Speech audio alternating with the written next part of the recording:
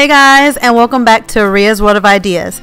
Today's video is going to be another Dollar Tree DIY, and I created some farmhouse style small wood signs.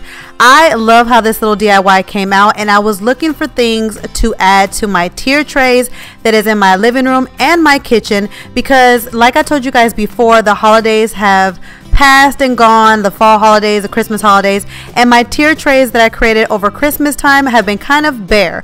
So I've been trying to figure out different things to decorate them with, and I wanted them to go with the spring and the farmhouse theme. So I created these little wooden signs to go on my kitchen tier tray and my living room tier tray.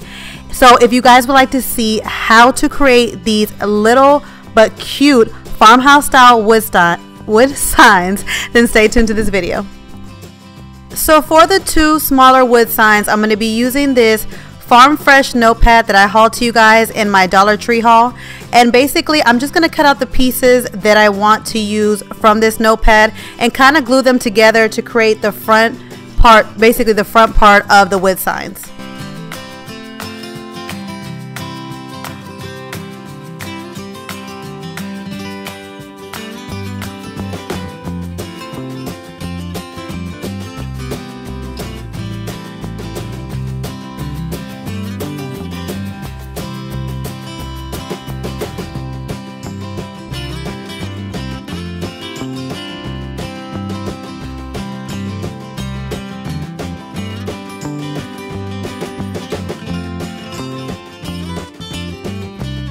To glue the two pieces of paper together, I'm just going to use a glue stick because I didn't want any bumps in between the papers, and I knew if I used a glue stick it would go on smoothly and the papers would connect and stick together without no bumps.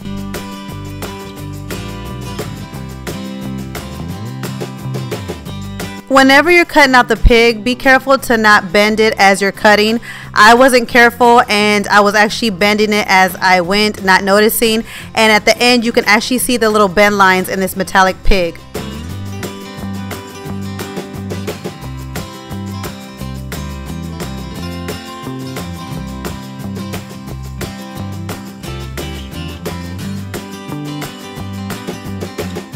For the big sign, I'm using the front of this notepad, which I love the saying in this notepad, and it has galvanized look to it on the front and the back, so you can use the back sheet for anything else for another DIY later. But basically, I'm just going to cut the front part off of it and use just that by itself. I didn't want to add it to anything. I didn't have any pattern to go behind it. I wish I had more of that, you know, that checkered pattern to go with it, but I didn't. So I'm just basically going to use this by itself to go onto the wood by itself, but I think it looks good on its own. But again, I would love to have the pattern if they had some more, but I didn't have any on hand.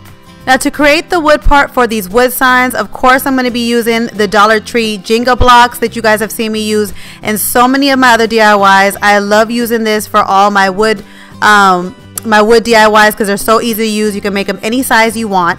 And so for the first sign, the larger sign, I'm going to be having 3 rows of 14 Jenga blocks, and I'm going to glue them together starting with 1 row at a time. To keep everything straight, I love using this L-shaped ruler that I also got at Dollar Tree in the auto section. I do highly recommend you guys get this. It's only $1 and it helps you so much in your DIY projects to keep things straight, especially when you're using the Jenga blocks. The glue that I'll be using is the Elmer's wood glue that I also found at Dollar Tree.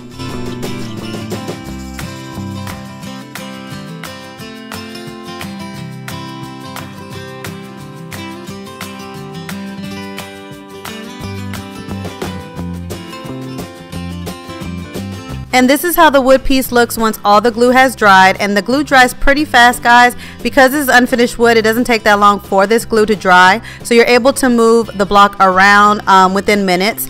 Now, I've already laid out my pieces for my next 2 signs. Now, for the Farm Fresh signs, I used 3 rows that had 7 Jenga pieces in each row.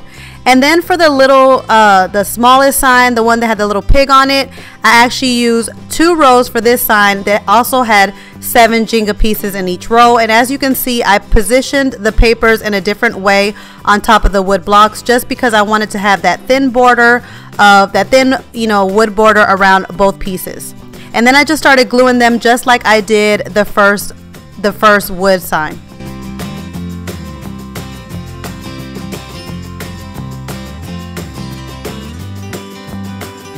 Once I was done gluing all my wood pieces and the glue had dried completely, that's when I glued down the notebook covers down to the wood.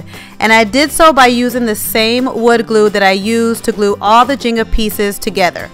Now, if you wanted to paint your wood, you would paint your wood before you added the notebook covers, before you glued down the notebook covers to the wood. But I decided to leave my wood kind of like the unfinished plain wood because I have so many gray colors and white colors in my home that I wanted to add another light color to my home that wasn't white. And I love the look of this unfinished kind of beige wood because it brings a brightness to my home that is not necessarily white, but is not as dark as gray either. And I love the contrast that it goes against the plaid and also the galvanized look as well.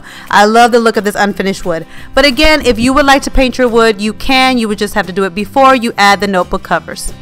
And that is it, you guys. I used 2 of the small ones to decorate my tier tray that's in my kitchen. And I love the way that it looks and how it goes with the little knickknacks in my kitchen, the little lemons that I got, the little Dollar Tree rooster that I kind of DIY'd, and the succulents that I also found at Dollar Tree.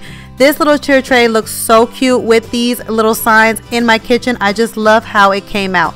I hope you guys enjoyed this video. I hope I gave you guys some inspiration to create some more DIYs of your own. If you are new to my channel, don't forget to hit the subscriber button before you leave this video so you can be part of my YouTube family. Also, don't forget to hit the notification bell so you're notified on all the new videos that I put out. And don't forget to hit the like button if you enjoyed this video. And I will catch you guys in my next video. Bye, guys. Hey guys, don't forget to click on the picture in the middle of the screen so you can subscribe to my channel and get notifications on all the new videos that I put out. And check out these other 2 videos that I have posted on my channel on either side of my picture. Have a great day.